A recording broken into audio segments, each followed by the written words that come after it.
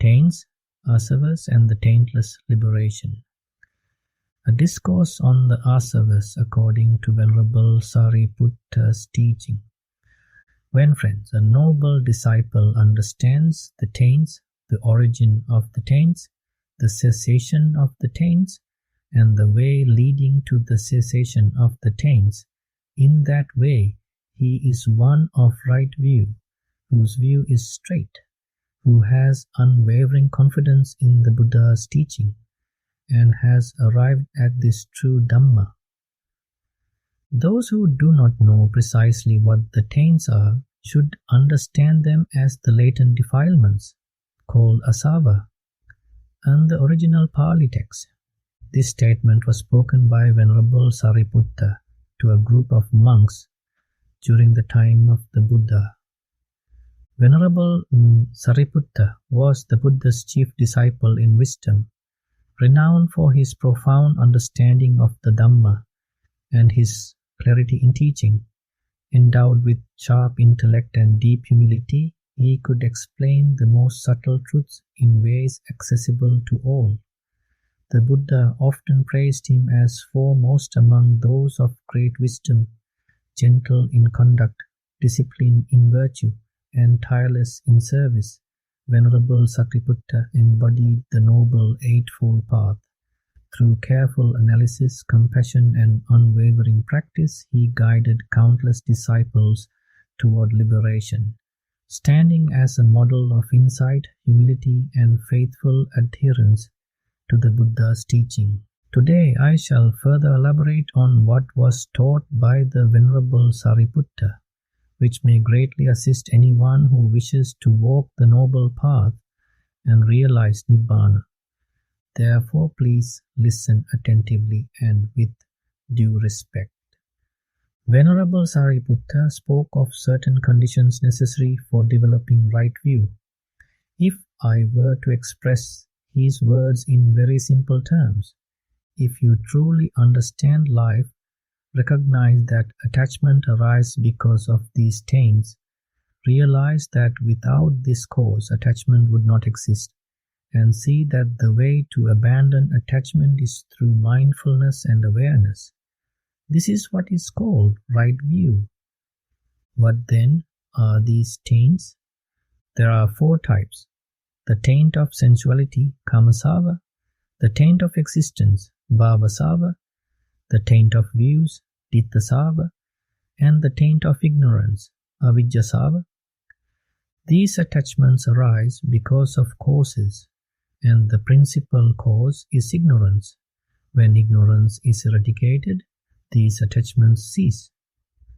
The Noble Eightfold Path is the means to overcome those who cling to wrong views.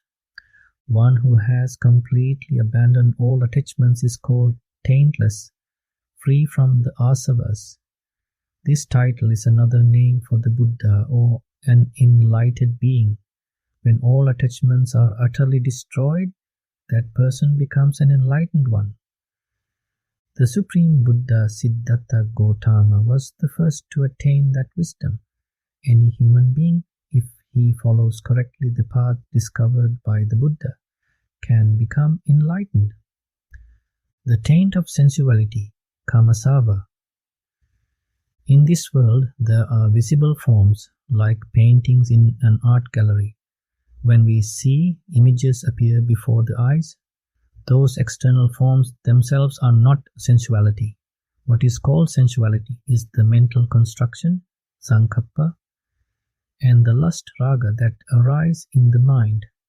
Thus, our sensuality, that is the Kāmasava, is a defilement operating within each person's mind. Because of it, attachment arises toward houses, vehicles, land, money, children, and so on.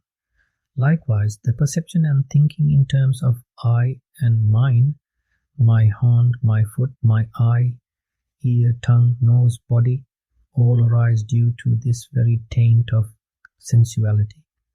This means that the world as we know it exists because of these attachments born of taints.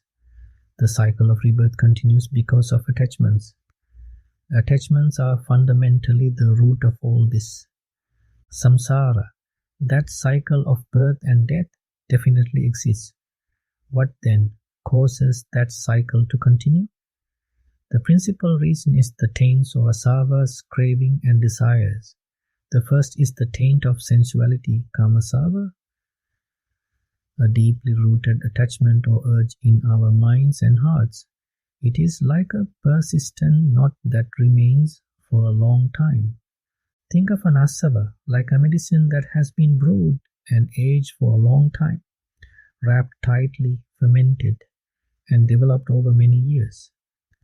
Likewise, samsara continues for ages because of these Āsavas, these persistent attachments and cravings that keep our minds bound. It is a feeling long stuck in our minds, a kind of restlessness, a driving force. So, what exactly is this desire?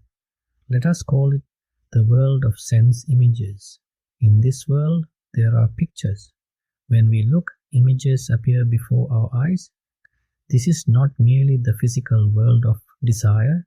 It concerns concepts, feelings, and ideas that arise in a person's mind. Desire is composed of these concepts and feelings. Thus, desire is essentially the thoughts and emotions that arise within a person. This is what we call craving, tanha. When this takes hold, it affects everything: houses, vehicles, land, money, and so on. In former times, children experienced things through their hands, feet, eyes, ears, tongue, and nose, all the simple senses. Yet our mind is not really located in those senses. Even so, the cravings in our mind do not arise independently. They are connected to these external senses. When we speak of desire, it is linked to these senses. That is called craving tanha. When there is craving, then there is the taint of existence, bhavasava. The taint of existence, bhavasava. The bhavasava or taint of existence relates to the forms we see with the eyes, the sounds we hear with the ears, the smells the nose detects, the tastes on the tongue, the touches we feel, and the objects of the mind. Within all that, for us, there is a world out there. It appears to the eye like a picture, a color chart, or a painting. And there are sounds we can hear within that picture: rivers, streams, hills. Within it are cities, towns, and countries. We also speak of our own home, the house next door, our uncle's place, or our friend's house. Within that, at various distances, there is a physical outer world with sounds, stars, and light. This then is the external world we encounter today. There is an existence, a sensual realm of existence. The Buddha taught that there are three such realms: the sense sphere realm, Kamaloka, the form realm, Rupaloka, and the formless realm, Arupaloka, three types of existence. Thus, our habitual experience of the external world, that very existence, is itself the taint or latent defilement, the taint of views, Ditthasava. Then there is another taint called the taint of views, Ditthasava. With respect to the eyes, what we receive are merely colors, shapes, or images, just pictures. Yet, on the other hand, we also encounter beings who have accumulated karma from past lives, who come into this world shaped by that karma, and then pass on to the next life because of it. We see them. We also see souls. The idea that souls exist, feel, and manifest themselves, this is what we call perception in our mind. This is Ditthasava. The taint of ignorance, Avijjasava. The remaining taint is the taint of ignorance. This entire matter of the five aggregates: form, rupa feeling, vedāsana perception, sanya, mental formation, sankhara, and consciousness, vijñāna, as the basis of suffering is not merely some random idea. These aggregates come into being because of craving. When craving ceases, this suffering ceases as well. We often fail to realize this, and that failure has caused great confusion in our minds for a long time. These 4 taints are also called dependencies. When we speak of dependence, it means there is attachment or clinging occurring in the mind. This is because of ignorance. Ignorance here means not understanding the true nature of the 5 aggregates we have just discussed, clinging to the 5 aggregates as the basis for the arising of suffering in the mind. This clinging occurs because of craving. Therefore, suffering originates from craving. When there is no craving, there is no suffering. That is why, essentially, seeing things as they really are is called sammaditthi, right view. This is how we truly discover our purpose, by understanding this. That is what right view means. It guides us on the path so that we understand the truth of suffering and its cessation. When we begin to see things clearly in this way, craving starts to dissolve, and we experience pure happiness free from the 5 aggregates. We realize the truth of suffering and its cessation, the arising of consciousness and ignorance. When an object is present, an image is formed in the eye. Consider the eye as being like a camera. It captures countless images of whatever we see. The eye can receive only color and shape, nothing more. It functions like an old film reel, capturing one still picture after another in rapid succession. Yet when these images are captured, the mind takes these discrete momentary still pictures and recreates from them a continuous living video, projecting it internally as if it were a seamless live broadcast. And because this reconstruction appears so fluid and immediate, we are deceived into believing that a solid, enduring living world exists out there independently of us. As a result of this process, I consciousness arises. It arises solely because of the image of the object we see through contact with the retina of our eye due to the reflection of light from the object. That is how we see things around us. If we were aware that what we saw was only ever seen in this way, merely fleeting images captured and reconstructed, we would not become entangled in any attachments or troubles. Then there would be no ignorance. That is why this clouded view is called ignorance, because we fail to recognize the true nature of reality. We mistake the mind's internal video for an external world. Thus, we accumulate attachments toward the sensory experience in which we indulge. We crave pleasant experience, avoid unpleasant ones, and remain indifferent to neutral ones. Because of this, we do not actually see suffering. We do not truly see that suffering exists. Therefore, the Noble Eightfold Path begins with clear view, sammaditthi. In the end, this path leads to freedom. In other words, without the path, without truly seeing reality, when we merely become caught up in the images our eyes see and the videos our minds project, we remain trapped in the cycle of ignorance. That is to say, the very fact that we take the images we see and the world our mind constructs as truly existent is what perpetuates the entire cycle of suffering. The true nature of a visible object. Let us now explore the true nature of a visible object that the Buddha explained to us. What exactly is this true nature? It is like this. The eye receives color images of that object which are formed by the external elements. When the eye comes into contact with these images, consciousness and mind arise. Because of this contact we see. The act of seeing involves two things called nama, name mentality, and rupa, form materiality. What we see is what our mind experiences or thinks about.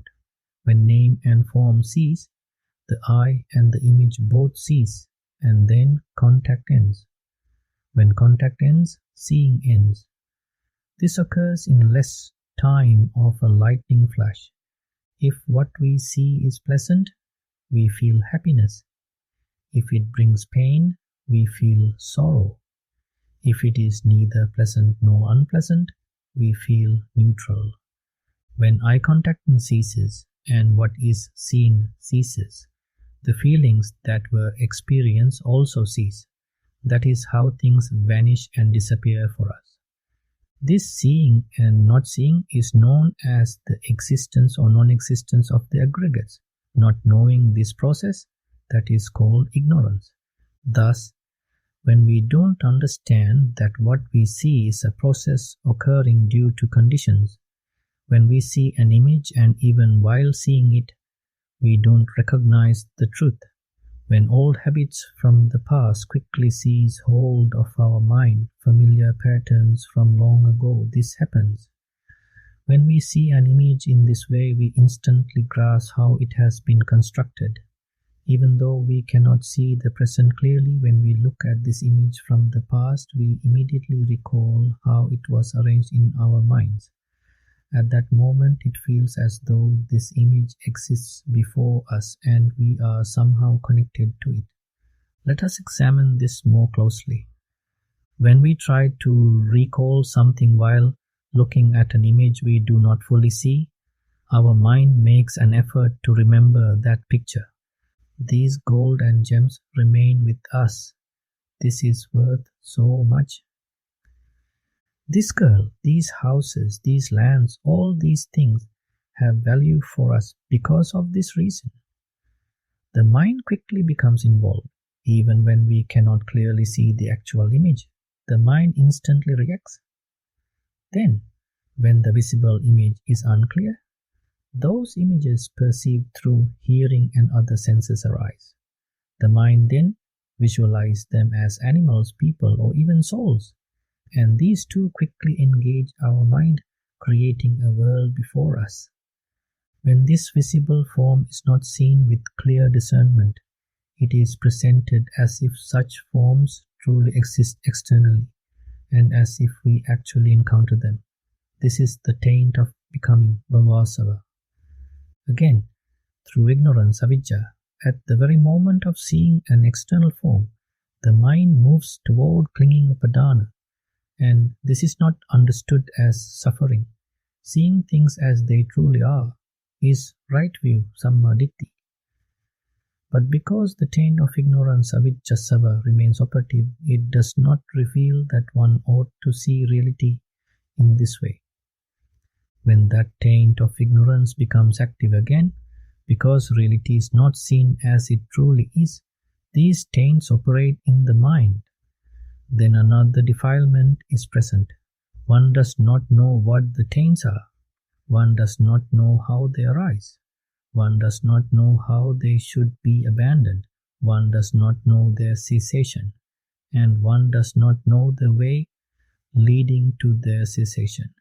When the true nature of the taints is not seen, the tendencies that have arisen in the mind appear to us as things that actually exist in the world. Because of ignorance, there appears in our mind the notion of houses, property, gold, silver, gems, daughters, sons, and children. Because of ignorance, the perception that there are beings and persons existing within the domain of form also operates in our minds. Likewise, because reality is not seen as it truly is, there appears within the objects of sight, sound, and so on, the external existence of a world, a universe, villages, cities, and countries.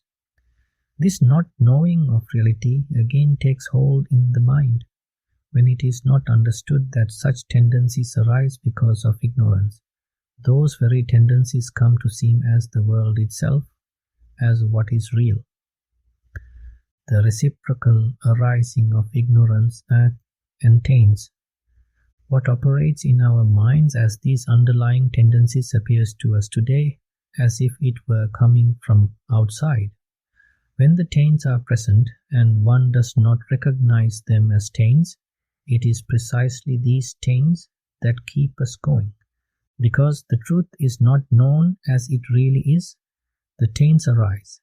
Not knowing the taints in turn gives rise again to not knowing the truth as it really is. Thus, due to ignorance, avijja, there are taints, and due to taints, there is again ignorance, so we are unable to see reality as it is. In this way, all defilements operate through the mind. As an illustration, what appears before the eyes is a non-self phenomenon, formed by nutriment, not a being or a person. But because the true nature of that object is not known, if for a long time we have been habituated to react to such forms in certain ways, then even today, when the truth is not seen, the mind simply recalls and repeats in the same manner. Nothing new occurs. Just as we were previously deceived, the moment something is seen, we conceive it as houses, vehicles, land, money, children, and as other persons or beings, remembering it as something externally existing that we encounter. What is thus conceived is attributed to the object and then engaged with. In that moment, the process runs its course. Soon after, when another form appears, without knowing the truth at the point of seeing, the mind again operates in the same conditioned way. In this manner, within error, we keep repeating error. Seeing the truth becomes remote, like a dream. Delusion deepens further and further. But if at some time one recognizes this is a taint and understands that due to ignorance, due to not seeing things as they really are, this tendency arises in the mind when forms and sounds are seen and heard, then one sees the truth as it is. Seeing that this very tendency, which fabricates the appearance of a world, does not arise in the mind, one is endowed with right view, sammaditthi. One becomes a knower of the truth. Then, if this seeing of reality as it truly is present, we no longer encounter forms in the usual way, on the side of what appears. Within those forms, we do not find houses, vehicles, land, or money. Within those forms, we do not find other beings or persons. Why? Because when reality is seen as it is, there is no room for such error. The nature of right view, sammaditthi, is to see phenomena as they truly are. The aggregates function in sequence. Form serves as a condition for contact, and due to contact the mental phenomena, nama dhammas, occur what we call seeing a form or hearing a sound. This is an internal process. What is seen or heard is experienced by mind consciousness, mano-vijñāna. If this is understood as nama and rupa, then what appears is not grasped as an externally existing form.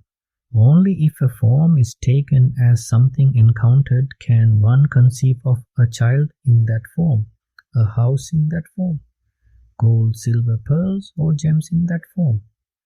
Such notions are possible only when a form is apprehended in that way. But if no external form is encountered, then the capacity of form is merely to impinge on the eye. When eye and form come together and eye consciousness arises, there is seeing due to contact. Knowing this process is right view.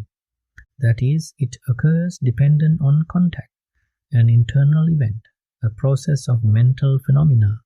When seeing is understood as a mental phenomenon, and what is seen is experienced by mind consciousness, thought about, spoken of, and acted upon only as mental phenomena, then what is present is merely nama dhammas. In that case, not a single sign, nimitta, arises that could construct the sensual realm based on attachment to forms. It does not arise. But as long as we do not know this truth, we fail to see reality as it is, that form only strikes the eye faculty, that because of contact only mental phenomena arise, and that experience occurs due to this pair, nama and rupa. What we know is only what appears. When this reality is not seen, we relate to what appears in the same way we have done before, taking it immediately in the mind as a form. How do we relate to form previously? As soon as something appeared before the eyes, we saw it as, for example, a cup. In the same way, what is seen is mentally taken as gold, silver, pearls, gems, children, houses, and so on.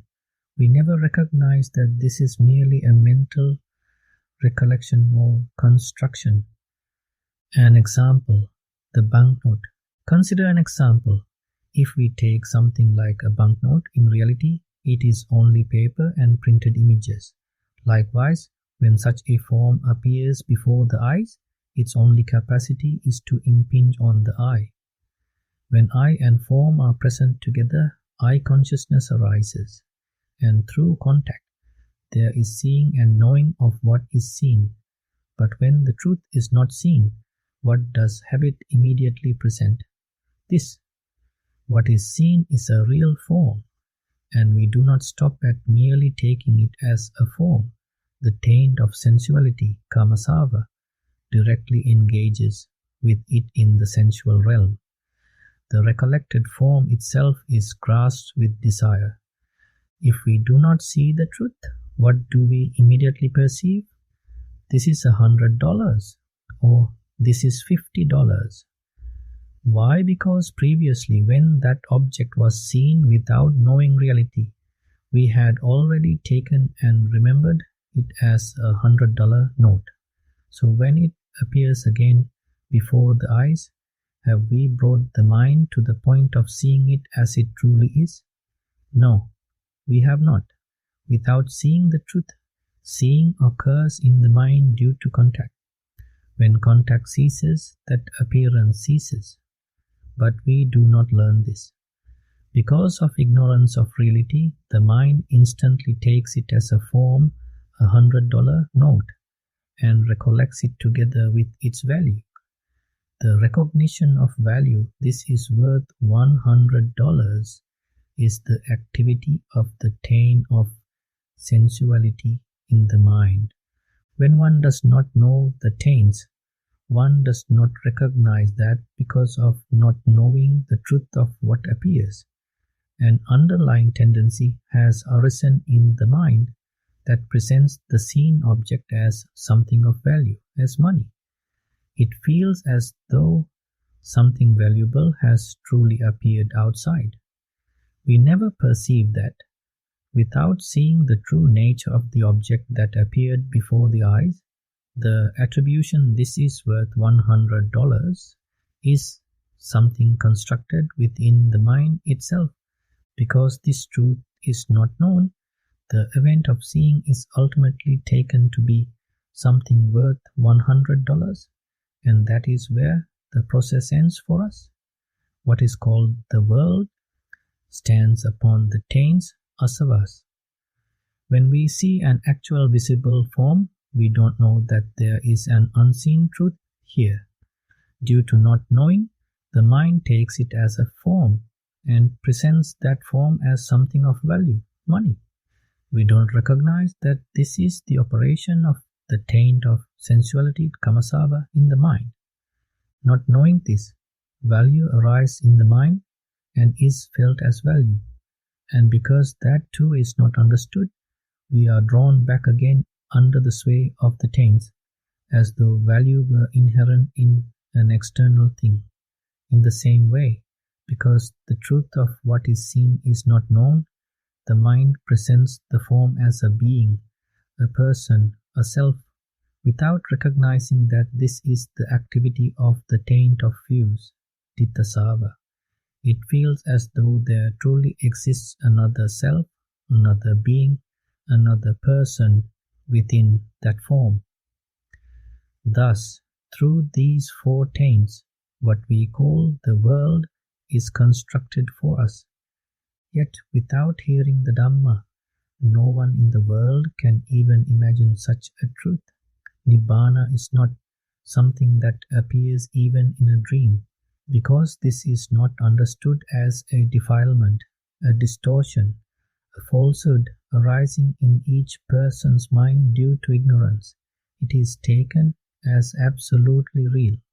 That is why the world persists on that basis. We can understand this even slightly only through the Dhamma. For example, $100 does not appear to us as a mental tendency. What appears is the visible form to the eye. This is a note. This is what is valuable, because it can be used in transaction everywhere. Since everyone's taints are similar, since all are bound by ignorance, the same event appears real to everyone. Because I do not know the truth of how a form appears when it comes before me, I recollect. This is valuable. It is worth this much. But I do not know that a sign of value has arisen in my own mind. I think it feels valuable because it truly is valuable. When another person comes, seeing the same form, they too do not see reality as it is. Without seeing the truth, the mind presents it as a sensual object of value, and not knowing that this presentation as a sensual object has arisen in the mind, that person also feels there is something valuable here. If 10 people are present, what appears to all 10? It seems as though an externally existing valuable thing has appeared before their eyes. If an example like this is not given, we truly cannot understand it. Consider this. Suppose the government passes a law that after midnight tonight, all $100 notes are invalid. If that law is enacted, when we see the same $100 bill tomorrow, will it feel valuable as it does today? No. If value were physical, could something valuable today become valueless tomorrow? Couldn't be.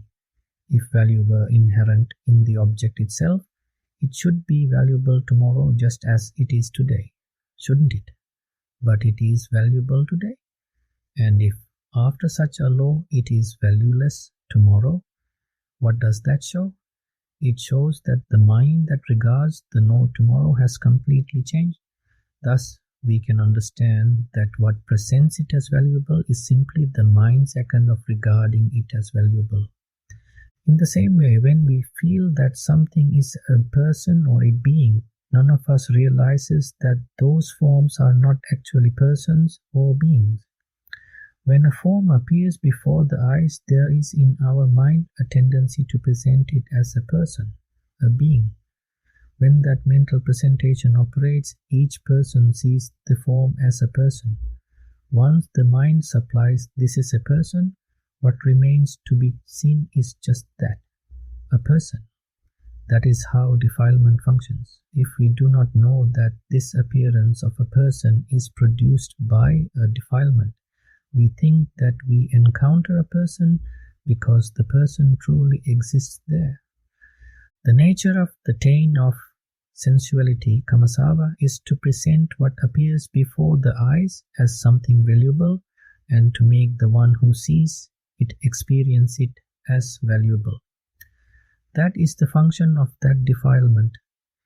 If we do not understand what this defilement is, then because we do not know that the sense of value arises in our own mind, we are naturally deceived into thinking it is valuable, it is a being, it is a person, it is me.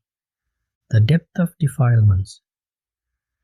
The depth of these defilements is said to be so great that the Buddha declared that when travelling in samsara, the tears shed in grief over a mother's death are greater than the waters of the 4 great oceans. That is how deep these defilements are. To that extent, they construct a world and make it seem truly real, and make us travel in an endless samsara. Just as in the earlier example of the $100 note becoming worthless, When a form appears before the eyes, it is perceived as a person, and when we look in a mirror, it appears as me. Because we do not recognize that this perception is conditioned by the taint of views, ditthasava, operating in the mind, we grasp it as a real person or self. Therefore the Buddha teaches that this form should be seen as it truly is. When one examines it again and again, hair in one part, body hair in another, nails in another, teeth in another, skin in another, when it is analyzed and divided in this way, one sees that it is not a being or a person, but merely 32 parts, produced by nutriment. When this is seen, an answer arises naturally. If the physical nature of this form is not a being or a person, but a non-self, then the appearance of it as a person must be something applied by the mind. It is for this understanding to arise that we practice in this way. Otherwise, the mind never shows us the truth. Thus, it only directs us outward and presents a person. One slowly begins to understand that this happens because of the taints, Āsavas. Then it becomes clear. These 32 parts formed by nutriment are not a being, not a person, not a self. Each is non-self. When everything is thus analyzed, what do we understand?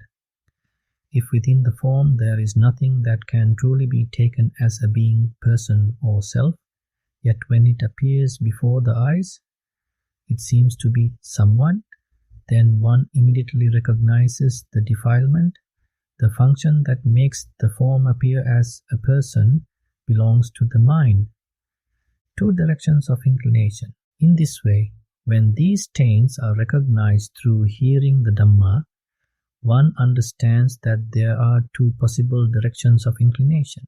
If things are seen as they truly are, in accordance with right view sammaditthi, such defilements or taints do not operate.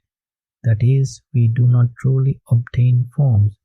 Visible form can only impinge on the eye. Then eye consciousness arises, contact occurs, and through contact the event called seeing takes place. What is this seeing? It is a process of mental phenomena, nama, dhammas. If one understands that what is known is only this seen event, arising through contact and constituted by mental phenomena, then one sees the truth. Seeing occurs dependent on contact, and when contact ceases, seeing ceases. When the mind is established in this understanding, forms shaped by the taint of sensuality, kamāsava, the taint of existence, bhavāsava, and the taint of views, ditthasava, no longer arise. If the truth is not understood there, forms appear to us, yet the forms that appear are habitually taken as this is my child, this is money, this is gold, this is a person, this is a being. Through repeated mental association, when ignorance is present, we no longer relate merely to a form. The mind gives an immediate conclusion, a child, gold, or a person. When we do not realize that this experience of a person, a valuable thing, or something existing in an external world is actually a tendency operating in the mind, then what do we encounter throughout life? We encounter what seems to be an external world of living beings, non-living things, persons and objects. Living while thinking and acting toward these is what is called the accumulation of kamma. When the mind separates from this body, that accumulated kamma becomes the condition for renewed existence and rebirth. That is what is called samsara. If at some point we understand that what we call life is simply a collection of defilements, and that what we call the world is merely the functioning of taints, āsavas, produced within us by ignorance, then one who knows this truth realizes Nibbāna. Such a person strives only to exhaust these taints, nothing else. When a form is seen, the appearance of houses, vehicles, land, value, money, daughters, sons, mother, father, gold, this must be worn away. One understands that this is an illusion of view, a defilement arising in the mind, a wrong view.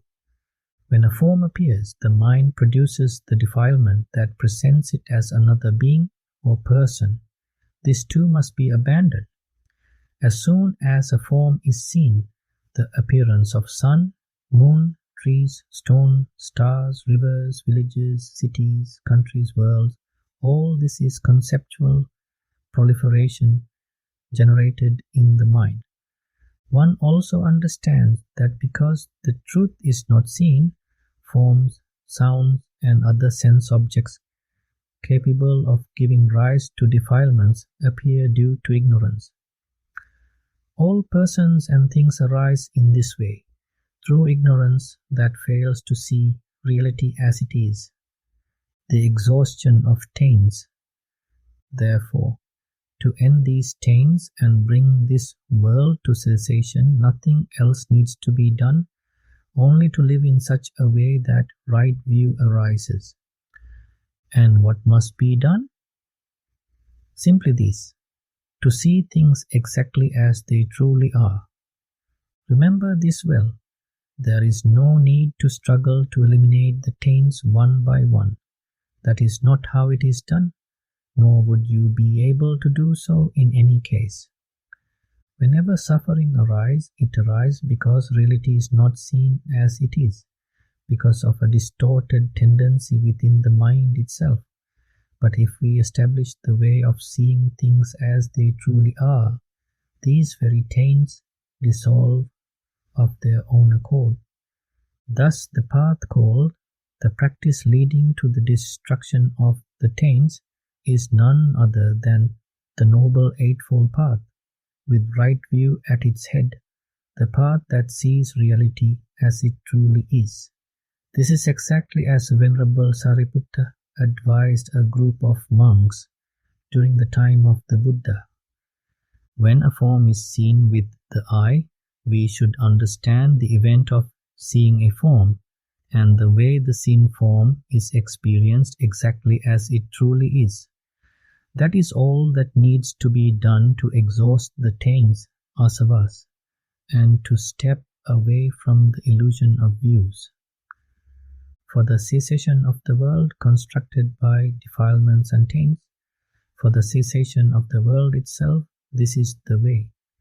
It is within that world that suffering exists. When things that appear valuable, possessions, houses, vehicles, break, disappear or change, suffering arises. When non-self material forms are taken as living persons or selves, they become my daughter, my son, my mother, my father, me. Because of the view that these apparent selves are permanent, suffering arises when they die, vanish or are destroyed. That is the suffering contained in this world. To be freed from this suffering world produced by the taints, what must be done is the destruction of the taints. Complete freedom from all suffering belongs only to one who has exhausted all taints, the Arhat. What then is the practice that leads to the destruction of the taints? Right view, Sammaditthi. Right view and the cessation of ignorance. Let us consider right view further. It seems to us that taints operate only when there are objects toward which the mind can incline through defilements, when an environment suitable for them is present. But when reality is seen as it truly is, right view, taints do not operate. They do not arise. They arise only because reality is not seen as it truly is. Because of ignorance, there are taints. When right view sees things as they truly are, what happens? With the right view, ignorance disappears. When ignorance disappears, the taints disappear. The disappearance of ignorance is wisdom. When wisdom arises, the taints cease. Right view is simply the truth of our own life, something that has always been present within us, yet unknown. How is this truth of our own life known? If we reflect on seeing a form, hearing a sound, smelling an odor, tasting a flavor, experiencing touch, ordinarily we think that external forms exist outside, and that with the help of the eye we see those external forms. Thus we take what is outside as truly existing forms. From that mistaken view, the ground is prepared for taints to operate. The mind is given over to them. The object is taken as external and as a visible form. Then we believe that we see an externally existing form with the help of the eye, and we experience that form. When we turn away, we say the form is no longer seen, because the eye has turned away, yet we think it still exists there and can be seen again. By accumulating what is seen in this way, we construct what we call the world. Because of this, we do not perceive the impermanent nature of what's seen. We do not grow disenchanted with suffering because impermanence is not seen. What we experience appears as something that truly exists. When we begin to analyze how a form appears when reality is seen as it truly is through right view, it proves to be utterly different from the mistaken way described earlier. For ordinary perception and supramundane right view are opposed as earth and sky. The worldly perspective assumes that with the help of the eye, there exists a form before us, and that this form continues to exist, standing out there as it was, even after we turn away from it. But reality is the very opposite of that assumption. The previous misunderstanding was built and continues to stand, precisely because this truth remains unseen, that seeing arises due to conditions. And when those conditions cease, both the seeing and the object we thought we saw also disappear. The reality of form. In reality, as a result of past karma, an eye sensitivity, kakku pasada, has arisen as a karma-produced form. External forms make contact only with this eye sensitivity, what we ordinarily take to be forms, people, gold, silver, pearls, gems, vehicles, land, and other external objects perceived by a mind affected by taints are not what truly exists. What truly exists are the four great elements, earth, water, fire, and air, along with their inseparable qualities of color, smell, taste, and nutritive essence. At the level of these pure material groups, Suddhataka, when light falls and reflects, a pattern of color, a visual image, like a picture, makes contact with the eye sensitivity. That form is empty of any being, person, or self. It is also empty of value. Take an example, a painting. Are there real people inside a painting? Are there real gold, silver, pearls, or gems in it? A painting is just a painting, empty. In the same way, the reality of what appears before the eye, its true nature, is non-self and devoid of any being or person. What contacts the eye sensitivity is merely an image. The eye contacts the form, rupa, and the form contacts the eye. That is as far as the form goes. Yet seeing does not occur at that point. When eye consciousness arises, dependent on the eye and the form, then through contact, phassa, there arise feelings born of eye contact, perception of form, and volitional responses toward form, mental factors called name, Dhamma. Through the mutual dependence of these mental factors and the mind, the event called seeing a form occurs. The act of seeing is performed by these mental factors by Dhamma. At this stage, a form is seen at the level of eye consciousness, but it has not yet been cognitively known by mind consciousness, manoviññāna. What exists when seeing occurs are two processes, name and form namarupa. The visual experience arises because mental factors operate dependent on contact. What is experienced by mind consciousness is precisely this visible appearance. Thus, the phenomenon of seeing is constructed according to real conditions. An external form contacted the eye sensitivity, eye consciousness arises, and through contact the experience of seeing is produced. Therefore, in the act of seeing, there are two aspects: the material condition that supports seeing, and the mental process that experiences it. What is experienced by mind consciousness arises due to these conditions. However, we have never learned to observe in this way that seeing arises because of these causes, and that when the causes cease, the visible experience ceases.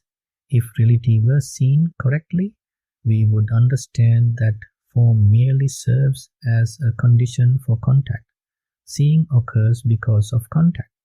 What is experienced is the visible appearance, and thoughts and speech concern what appears. But what appears does not arise because of an independently existing external form. It arises because of contact. The visible experience persists only as long as the eye remains in contact with form, and the mind attends to the eye. If the eye closes, if the form no longer contacts the eye, or if eye consciousness ceases, the visual experience disappears. With the cessation of contact, there is nothing to experience. Pleasant or painful feeling exists only as long as contact exists. When contact ceases, that experience ceases. When observed in this way, wisdom sees that what is experienced is impermanent. When reality is seen in this way, the mistaken recognitions that previously arose due to ignorance can no longer be formed anew. When truth is not known, the moment something appears, the mind immediately labels it as a form, and then further recognizes it as a person or being. Whenever reality is not seen as it truly is, the mind repeats this old pattern, seeing a person instantly and acting accordingly. But if we understand how seeing truly occurs, none of the results produced by ignorance arises. Previously, because reality was not seen, we fixed the mind on what appeared as a form and conceived it as a person or being.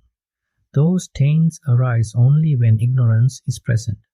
They arise repeatedly according to natural law, not because a person creates them, but because of the relationship between ignorance and taints. When ignorance ceases, taints cease.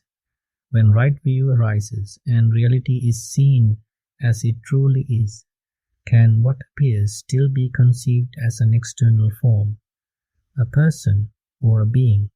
No. The taints cease. The path leading to the destruction of taints. When it is said that the Noble Eightfold Path is the path that eliminates the taints Āsavas, it means that grounded in virtue Sila and cultivating the mind through calm meditation samatha, one must gradually come to see this truth step by step. That is what is meant by morality, concentration, and wisdom, Sila, Samadhi, Panya. As this is practiced, ignorance, avijja, gradually diminishes. As ignorance fades, the taints Āsavas also decrease. Similarly, when a sound strikes the ear, we habitually think that an external sound is heard through the ear. It seems as if the external sound is directly heard by the mind with the help of the ear.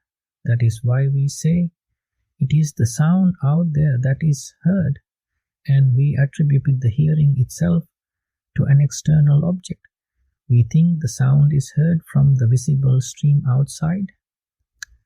The sound and the hearing of it, what is heard, and the act of hearing are taken as one and the same. In reality, the act of hearing is performed by mental phenomena, nama dhammas, but we directly attribute the function of these mental phenomena to a material form rupa. Because of that, we do not recognize the mental processes. At such a level, when we hear a sound, we immediately identify it as my child's voice or that person's voice. As soon as a voice is heard, we perceive persons and beings through it. When the true nature of sound is not seen, the taints of sensuality, existence, views, and ignorance arise again. If we truly saw the reality of a sound, those taints would not arise. Therefore, the only way to destroy the taints is right view, sammaditthi, seeing things as they really are. Even if we understand this truth intellectually, we still cannot directly see reality as it is. Why? Because we are covered by the taints and by the hindrances, Nibbāna. Because the truth is not seen, the taints arise, and because of the taints, the truth is not seen. Therefore, to weaken the power of the taints and the hindrances, we need mental concentration, citta samadhi. To develop that concentration, we must make an effort. When the mind is freed from hindrances and established in concentration, this teaching becomes clearly visible without difficulty. The Buddha declared, Bhikkhus, for one who has concentration and wisdom, Nibbāna is near. Now we have some understanding of the aggregates of reality, but because we lack concentration, Nibbāna seems distant. What we must strive for now is something small but crucial, establishing mental concentration. Once concentration is established, we know how to use the collected mind. Truly, the reason Nibbāna seems far away and the cycle of existence continues is because reality is not seen as it is. The continuation of error and its cessation. In this way, one who understands the taints knows that the repeated arising of taints is caused by not seeing the true nature of the sense basis. For example, if in the past, due to not seeing reality, I became accustomed to perceiving what appears before me as a cup, then whenever this object appears before the eyes, the previous pattern automatically arises. I recognize it as a cup. There is no change. As long as ignorance exists, this error never ends. It does not fade with time. It is constantly renewed and strengthened. As long as there is repeated engagement, defilements do not grow old. They are continuously renewed. But on the day when one truly sees reality as it is, the truth that opposes that error, from that day onward, when seeing occurs, the truth is seen, and the old mistaken perception cannot arise and continue. That is how what we encounter in this world comes to an end. Thus the teaching on the destruction of the taints ultimately leads to the same place as the teaching on the cessation of suffering. We have seen that suffering arises because of craving. When craving ceases, suffering ceases. Craving ends through right view, through seeing truth. Likewise, the teaching on the taints leads to the same point. Suffering in the cycle of existence is built upon the taints. The taints exist because truth is not seen. When truth is seen, the taints cease. Therefore, right view, seeing things as they really are, is again the central point. The path is the same. This is called a method or approach.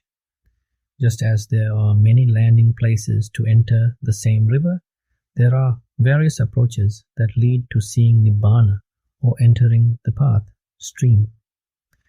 The teaching on the taint is one such approach. No matter where one enters, all arrive at the right view. There are not many paths. There is only one path, though there are many approaches to reach it. Today again, we arrive at the point that liberation is possible if the true nature of the sense basis is seen. Therefore, Seeing reality as it truly is should be the sole aim of our lives. This effort and energy are for that purpose. When the eye, ear, nose, tongue, body and mind come into contact with the respective objects, the five aggregates, form, feeling, perception, mental formations and consciousness arise and cease in rapid succession. Not knowing these aggregates as impermanent anicca, unsatisfactory dukkha, and non-selfer anatta, one clings to them through craving, mistaking them for something permanent, pleasurable, and belonging to a self. This grasping upadana accumulates the five clinging aggregates panchupadana khandha. Consequently, when these clinging to phenomena inevitably change, decay, and prove impermanent, suffering arises. This is not some grand complexity. It is simply our habitual delusion, our long-standing ignorance of reality, that creates the entire entanglement. But when one fully comprehends, with direct wisdom, that all phenomena, the aggregates khandha, elements dhatu, and sense spaces ayatana, arise due to conditions and cease, when those conditions cease, hetum paticca sambuttam, hetu bhanga nirujjati, they no longer accumulate the five clinging aggregates. This is the realization of the Four Noble Truths, the destruction of lust raga, hatred dosa, and delusion moha, the cessation of formation sankhara nirodha, and the complete eradication of all defilements. This, in other words, is the attainment of Nibbāna. 7 methods for abandoning the taints. In the Āsavas Sutta, the Buddha explains 7 ways to abandon the taints. They are to be abandoned by seeing through the right view, sammaditthi, by restraint through moral discipline, sila, by wise reflection through discernment, jnana, by endurance through patience, khanti, by avoiding unwholesome states, upekkha, by removal through diligent effort, viriya, by cultivation of mindfulness through mental development, bhavana. The truth of non-self, the Venerable Sāla's Discourse. In the Sāla Sutta of the Samyutta Nikaya, the Arahant non-Sāla beautifully expresses the truth leading to the realization of non-self. This self is not made by me, nor is it made by another. It has arisen dependent on causes. With the cessation of those causes, it ceases. Just as a seed sown in a fertile field, dependent on the soil's essence and moisture, sprouts and grows, so too do aggregates, elements, and these 6 sense bases arise dependent on conditions. When conditions cease through wisdom, they cease completely.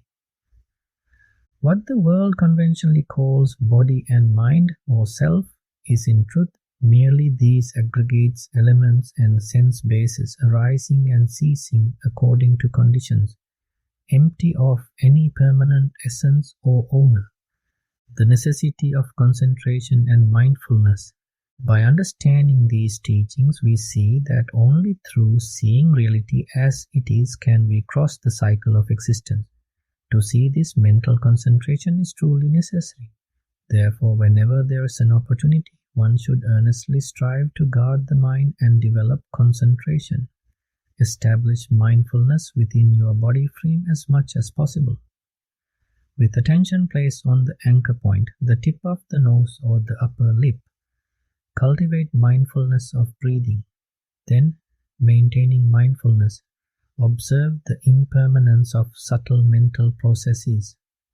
With mindfulness established, remain in the present within the body, without letting the mind wander, contemplating the body through forward and reverse attention with the perception of earth element, patav sanya. All these are methods of calm practice. Defilements still remain, ignorance is not yet removed, but these are skillful means to develop concentration. At this stage, concentration is greatly needed. After sitting meditation, whether walking or moving about, one should strive to sustain mindfulness. Let the anchor be the point where the air touches the nostrils or the upper lip with each breath. Remain aware of that point at all times. This is the way to live the rest of your life. When this is established, your life becomes peaceful, unshakable by any external event.